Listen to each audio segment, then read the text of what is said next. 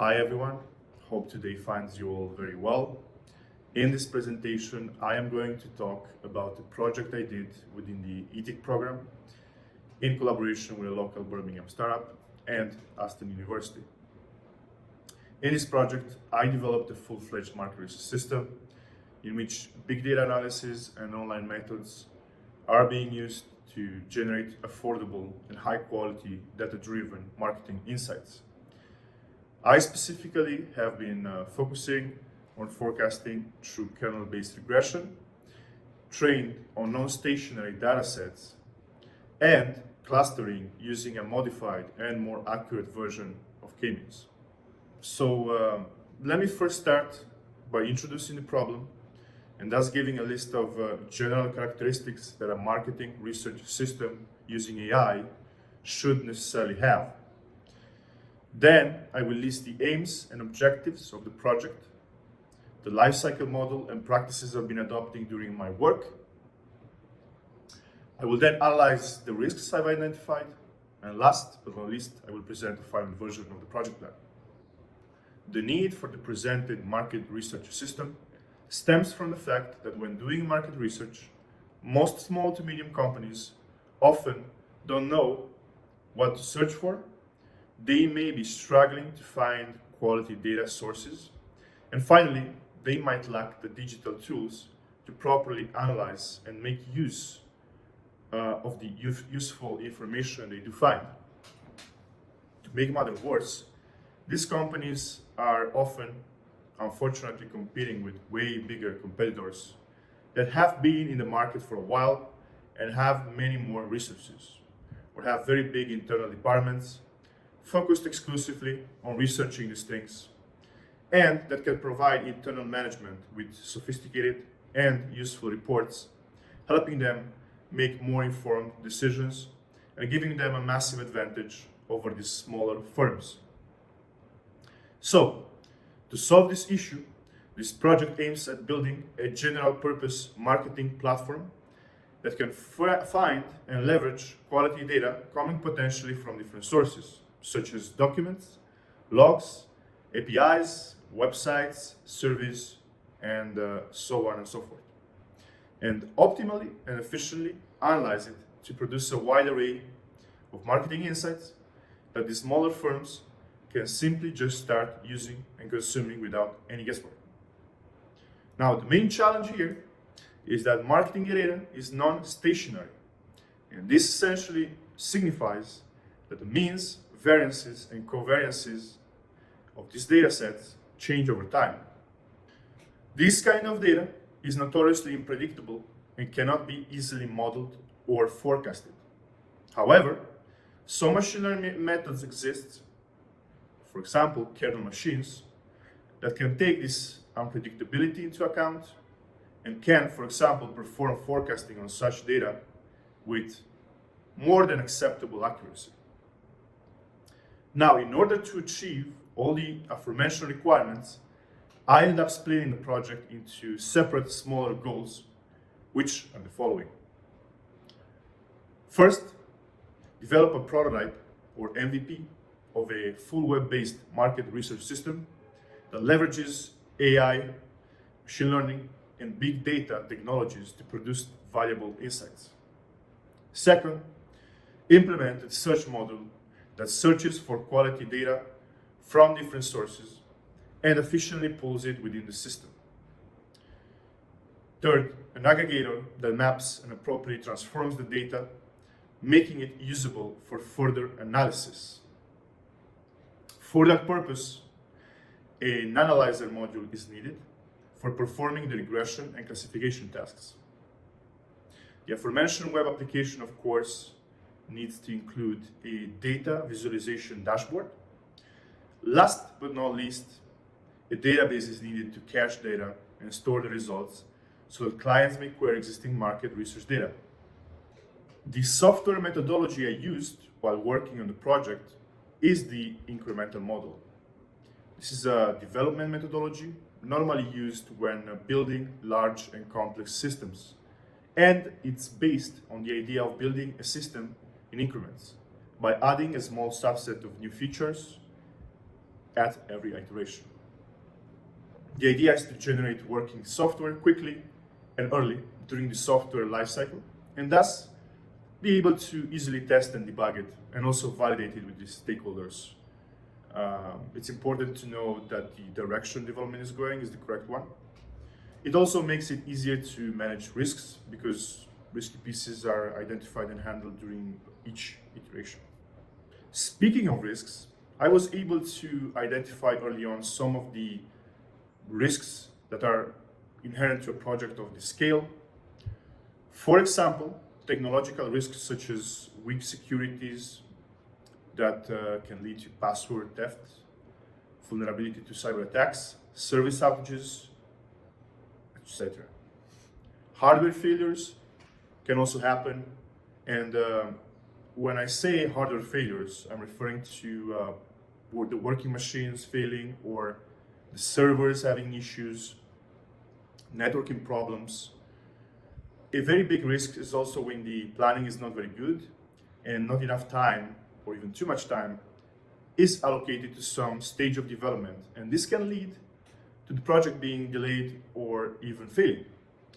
The risk of misunderstanding requirements can actually lead to poor planning because too much time can be allocated to essentially building the wrong thing.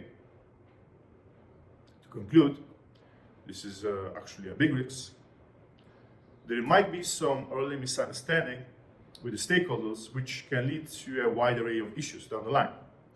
It's of course very important that all stakeholders agree on everything so that the final product is what it needs to be.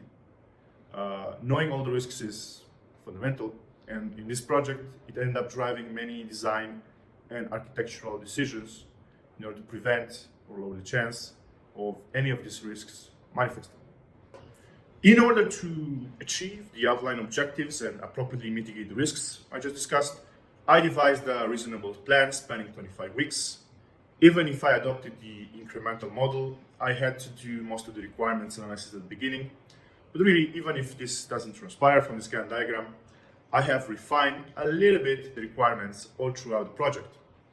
I dedicated a reasonable amount of time to also study some tools I needed to use, Django, Docker, for example, and a good amount of time to review the existing literature and research on how to do market research, as well as study similar existing platforms in order to better understand the domain.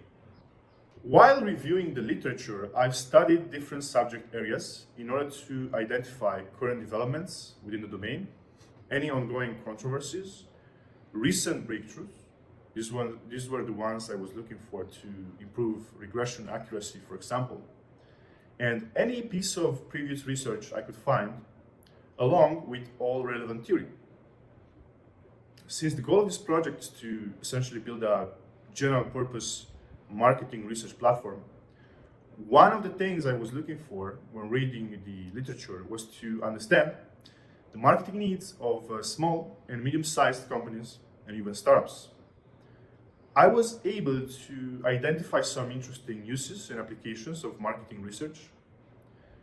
And it's clear that many companies offer different services and products to their clients, and they could certainly benefit from knowing how to position a certain product within their markets, how to efficiently advertise the product so that consumers react positively to it, and also how to test the consumer reactions. A nice use case is the ability to determine the ideal price for a certain product and understand consumer reactions to different prices. The ultimate purpose of this is to improve the company's sales performance over time and help them compete better. Most companies also need to understand the size of their markets, the numerous forces operating within the market, as well as the trends that might arise there. Furthermore, they need to identify which distribution channels they can use and understand which ones are the most suitable for their offerings. Besides the applications, I have also researched the presence of other similar platforms in order to take inspiration from them, build upon their positive traits, identify any limitations they might have in order to fix it. One of these platforms is Google Analytics, which focuses on tracking website usage and analyzing their patterns, is able to provide businesses with product trends, information about how users interact with the websites, custom reports with many indexes and factors in them, and much more. There is another one I found, which is QuantCloud. This one utilizes very sophisticated mathematical models and advanced analysis techniques to predict the movement of global markets and price derivatives. In the financial sector, many more such platforms exist, focusing on specialized areas. While impressive, these platforms offer insights for very narrow domains and oftentimes require very specialized knowledge to be used. The current project aims at building something more general and produce valuable marketing information automatically without requiring specialized knowledge. Now, because marketing data is non-stationary, it's necessary to use something more powerful than traditional heuristics to analyze it and produce useful insights. For this purpose, I've researched machine learning methods, searching for the most suitable algorithms that can serve the goals of this project.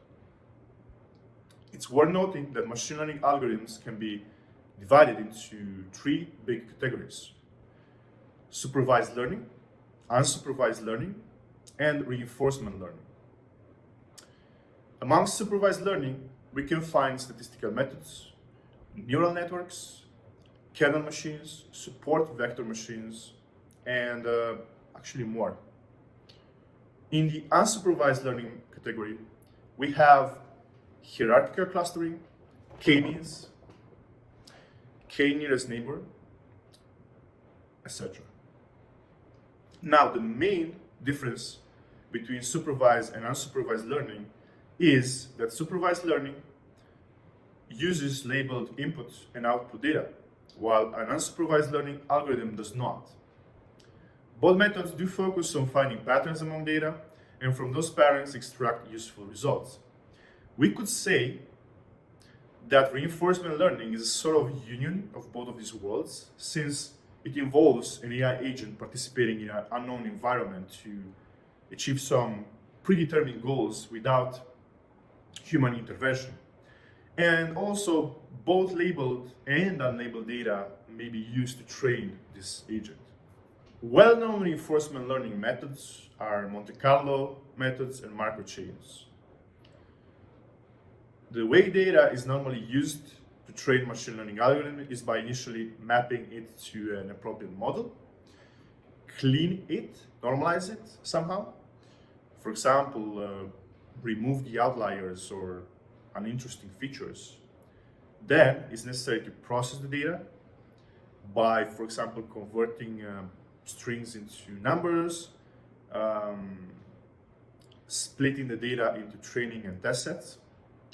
Finally, the data can be used for analysis within the chosen algorithm, and then results may be evaluated to benchmark the accuracy. Because I chose to focus on performing forecasting using non-stationary datasets, I have been studying a lot kernel machines, especially the various versions of an algorithm called kernel recursive least squares, because research has shown they are particularly accurate in tracking nonlinear, time-varying relationships in non-stationary datasets. Now, what is a non-stationary dataset? In a nutshell, it's a dataset in which data points do not belong to the same distribution. The points have different means, variances, and covariances that vary in a way that is not easily predictable. And this happens because these data sets are influenced by hidden factors and implicit variables. Because of this fact, it's very difficult to model marketing data and perform accurate forecasting. Now, there is a magic trick that is normally used in algebra and physics to make a problem with no solution solvable. And this trick is to bring it to a higher dimension, make it linearly separable. So because a linear model is not suitable to model such data, What we can do is reformulate the problem as a convex optimization problem, fx, where the alpha n's belonging to the real numbers are the expression coefficients, and xn's are the training data, also called basis. In this expression, the kernel function k is made of inner products of a higher dimensional feature space called a Hilbert space. An interesting property of these inner products is that they can be calculated without having direct knowledge of the higher order feature space. And that's useful because we don't have that knowledge, usually. By doing this operation, a non-linearly separable problem can be brought in a space where it is linearly separable. Now, when deriving the least squares minimization, it's ultimately possible to obtain a kernel-based prediction model expressed as a linear combination of the training data and in terms of the parameter vector v and the kernel function k. It does not matter how complex the vector phi x is, and for all that matters, it can even have infinite dimensions if that's just the problem at hand. Because every solution is calculated for the previous one when using this method in a nonlinear scenario. If a new data point is made available, it's just possible to update the weights of the model recursively using the previous solution calculated with the last n-1 data points. The updated solution, alpha n, is obtained by recursively applying the alpha n transformation calculated using alpha n-1. This algorithm, although having a very good accuracy, can be actually optimized further by using a sliding window that stores the last m data points, where m is a much less than the grand total of all the data points.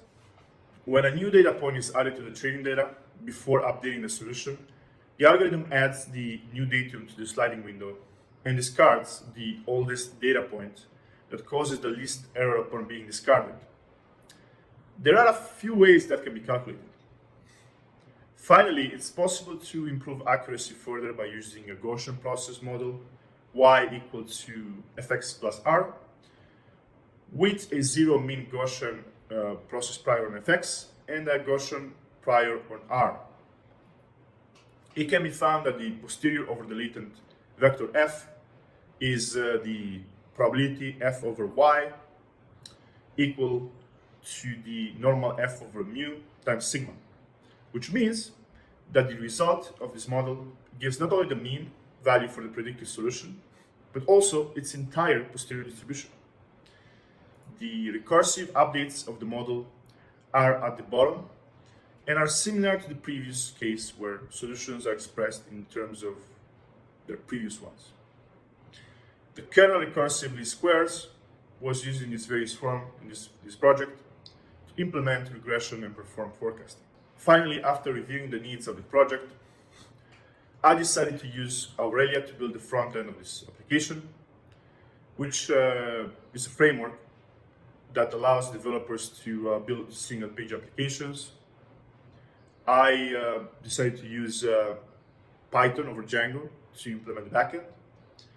And the reason for choosing Django is because it's a very lightweight framework that makes it easy to build secure and maintainable websites.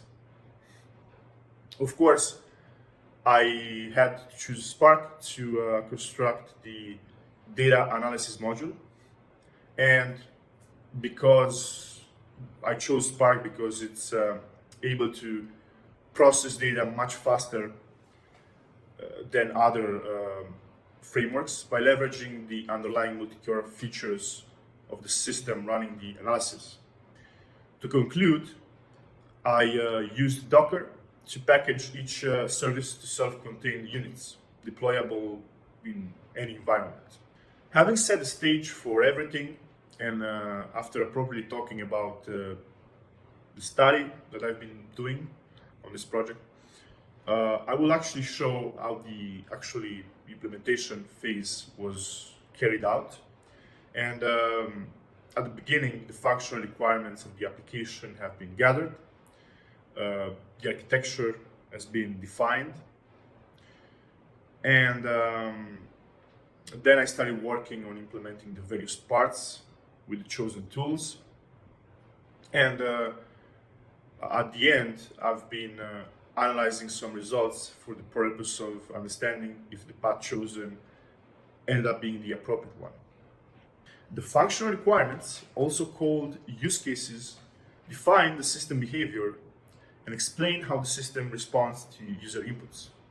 Even though the end goal is to develop a general purpose marketing research platform, for the actual minimum viable product developed for this project, I only chose the more interesting applications.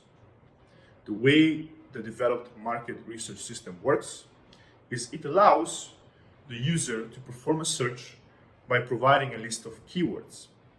When the user presses the search button, the browser infers the location and language of the user and makes a request to the backend, which starts gathering and processing the data relevant to the keywords that have been provided. When this operation is successful, the system shows the results to the user in a report. The user can view the keywords that are related to the ones he provided. He can see the related businesses and the related products. And the system is also able to calculate the list of clusters for the products and shows them to the user. And the user can see the trends associated with the found keywords, and for each keyword and list of trends, view the forecast. This system was built keeping in mind a kind of microservice architecture. So it has a backend that is composed of many services and a front end. The backend is served through Nginx and runs inside a Docker container. It is written using Django, a Python framework, and stores its data in a local PostgreSQL database. The main components of the server are the aggregator and the analyzer. The aggregator module uses various APIs and scraping agents to fetch data from the web and maps the collected information on a common model. In its current version, when a user performs a search, the system uses PyTrends, a Python API that interacts with Google Trends, to generate 400 keywords and a time series with the interest shown from the user over a period of time.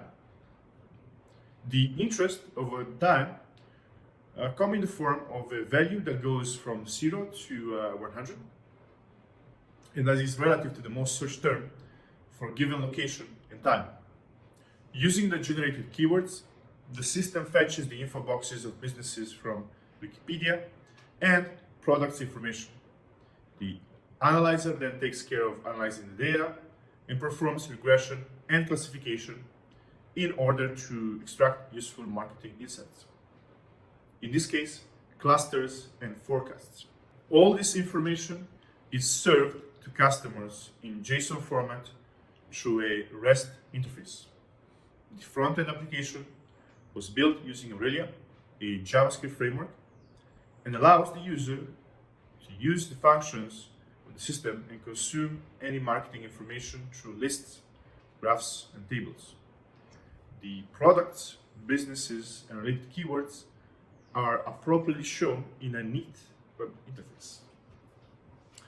Like I said, to every keyword is associated a 5-year time series of trends that have a value that goes from 0 to 100, and that is relative to the most searched term on Google search for a given location and time. Now, the system applies a kernel recursive least squares regression to each 5 years time series in order to perform forecasting of these trends 2 years into the future. Before giving it as input to the algorithm, every time series is prepared by mapping the dates to a 10-dimensional array of random values where the time positioning is achieved by shifting every row by one for every successive date. The table on the bottom right shows how the dates of a time series are mapped to 10 dimensions filled with random values, where time representation is obtained by shifting each successive date by one position. This is exactly the kind of data that was mentioned before, that is non-stationary data. And the goal here is to show that kernel recursively squared regression techniques are able to model such data and perform forecasting accurately, just as research presumes. In order to understand which kernel recursively squared variant is the most accurate, the algorithm shown in the top right part of the screen was tested with different parameters, and the corresponding mean square errors were calculated. The mean square error, by the way, is used to benchmark the amount of error in statistical models, and is thus used here to understand how accurate the models are. The algorithms were trained on a training set of 20 points and a test set of 60 points, and with various parameters such as different kernels, RBF and RQ, a forgetting factor was used or not, and different dictionary sizes. Every time a new training point was added to the algorithm, the mean square error was calculated by subtracting the estimated values and the actual values of the test set. By the way, when the algorithm uses no forgetting factor, it means that it gives equal importance to all the training data that is available to it. When using a forgetting factor, the algorithm uses some weights for each base. The dictionary size drives how much of the data is kept as the basis of the algorithm. Finally, the data used for analysis is the demand relative to the keywords food. Now, the algorithm used in experiment 1 uses a radial basis function kernel, a dictionary size of 300 data points, and no forgetting factor. Sadly, the results show that the chosen kernel does not perform very well with the provided data. By looking at the corresponding mean squared error, we can tell the algorithm becomes more and more accurate as more training data is used. However, it eventually stops improving. So unfortunately, the forecasts are not very good and they deviate from the expectation. The results shown in experiment 2 have been calculated using a kernel recursively squared regressor that employs a rational quadratic function, a dictionary of 300 elements, and a back to prior forgetting factor of 0.9 periodic.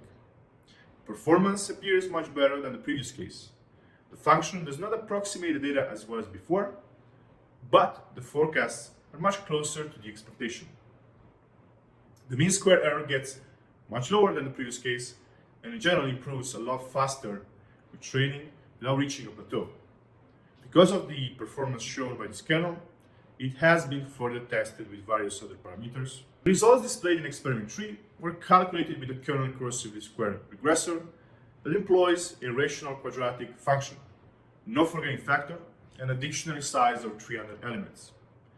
The performance here appears to be similar to the previous case. The function can approximate the data as well as before, while the forecasts are slightly worse than the expected behavior. Experiment number 4 was run using a kernel recursively squared regressor that employs a rational quadratic function and a back to prior forgetting factor of 0.9 periodic, but a very small dictionary. The performance is apparently good, but the forecasted values don't make much sense and seem to be pretty random. There is an abrupt drop in the intersection between the actual values and the estimated values. As can be seen, the kernel recursively squared algorithm is more accurate when it uses a rational quadratic kernel. When using this type of kernel, performance is best when using no forgetting factor and a large dictionary size. However, even if the mean square error appears better in this case, the actual forecasts appear much closer to the expectation with a back to prior forgetting factor. So this was actually the settings that were used for the MVP because it's the best. The presented system also implements a clustering method in which products are clustered into categories. Before fetching it to the algorithm, every product item is converted to a set of words, and then again to a word frequency vector using the Python scikit-learn library feed vectorized. After this operation, it is possible to cluster the vectorized representation of the products into the Euclidean space with a k-means algorithm. The algorithm produces a list of clusters similar to the shown figure. In order to understand which is the optimal number of clusters k, the silhouette score is used, which is a value that measures how similar a point is to its own cluster compared to other clusters. The optimal k is the value for which the silhouette score reaches its global maximum. Lots of work was done so far, however, it's still possible to improve the system, and in that regard, some future work items were identified. In the current implementation, the kernel recursive least square regression performs forecasting in one time series at a time, but it's also possible to apply the kernel recursive least square algorithms on all trends at once or a part of them in a MIMO fashion. It is also possible to make data gathering much faster by utilizing data sources that are local to the server rather than using remote data sources or scraping the web. Data gathering at the moment is actually pretty slow. It is also possible to improve the speed of data fetching by clustering data before the queries actually happen, so that the search system can simply look within the clusters relevant to the search. In general, it is preferred to use data APIs that resort to web scraping, and that's because the latter is very inefficient and sometimes it is not feasible since websites change their DOM structure frequently. They might even change their DOM structure dynamically. To conclude, the system can be made more general purpose by adding more research analytics. Now let's show and talk about the actual demo. Just as described before, the user is able to provide a set of keywords. Here we are searching for marketing data related to healthy food. And it's possible to write these keywords in the search box, just like in a Google search box. The system on the back end of things uses this input to query PyTrends and returns a list of all the keywords correlated to healthy food. And then the relevant keywords are used again to search in other sources on the web, such as Wikipedia or Mercado Libre, for a further list of related businesses and products. The user's location and language are kept into account when doing the search. Currently, the market research system is capable of some form of caching and is much faster at searching and analyzing previously searched keywords. This is done. The system analyzes the data to calculate all the forecasts and clusters associated with search data and presents this information to the user in reports with the findings. On the first page of the report, we can see a list of businesses associated to healthy food. For each business, we can see its location, by whom they were founded, the key people associated to it, the industry type, the website, the list of products they offer, and the keywords that are more relevant to the company. The system pulls a few of these related businesses, although because of this is mostly a demo, only a fraction of the actual findings is presented to the users. The other tab shows a list of related products, and things are a little bit more interesting here because the products are grouped into clusters where products inside a cluster have similar keywords. The products grouped within cluster 0 are first, and for each product we can see an image, the name of the product, and the price. You can see a few of those in cluster 0, and as we scroll down we eventually reach another cluster, which is cluster number 1. The clusters here have been calculated with a modified and more efficient version of k-means. Finally, in the last tab, we can see the search volumes. What we essentially see here is a list of keywords, and for every keyword, a graph with the associated user interest over a 5-year period, represented by the curves in blue. And then a prediction 2 years into the future of user interest, which is in red. The predictions were calculated using the best kernel recursive least squares algorithm just mentioned, according to the experiments done before. For each interest graph, there is a mean squared error graph showing the comparisons of, the predictions with different parameters. To conclude, in this project, lots of hard work was done to implement a working prototype of a general purpose market research system that has the ability to gather data from various sources and that can generate an array of useful marketing insights. The implemented system is currently able to gather some data using web scrapers and can analyze this data to produce forecasts and clusters for products. But more can be done to make it even cooler than it already is. For example, the data gathering and analysis processes can still be massively optimized, as well as the kernel recursive least square algorithm. More insights can be added to. If anyone watching this video has any further question, something was not very clear, or even sees potential in this project and is willing to invest, please drop a mail at mail@dancerbonoy.com, which is me. For the time being, thanks for watching and listening. Wishing you a very good day.